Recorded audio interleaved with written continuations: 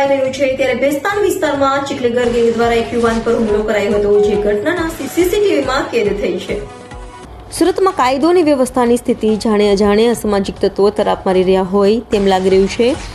ત્યારે સુરતના ભેસ્તાન ચીખલીગર ગેંગનો આતંક સામે આવ્યો છે। ભેસ્તાન વિસ્તારમાં આવેલ ગણેશનગર ખાતે ચીખલીગર ગેંગ દ્વારા એક યુવક ઉપર જીવલેણ હુમલો કરાયો હતો, જે સમગ્ર ઘટના સીસીટીવીમાં કેદ થઈ હતી। તો આ હુમલામાં યુવકને માથાના ભાગે ગંભીર ઈજા પહોંચી હતી, જેને લઈ પોલીસ પેટ્રોલિંગના દાવા પોકળ થઈ રહ્યા છે, જેને યુવાન દ્વારા ચીખલીગર ગેંગ સામે પોલીસ ફરિયાદ પણ કરાઈ છે।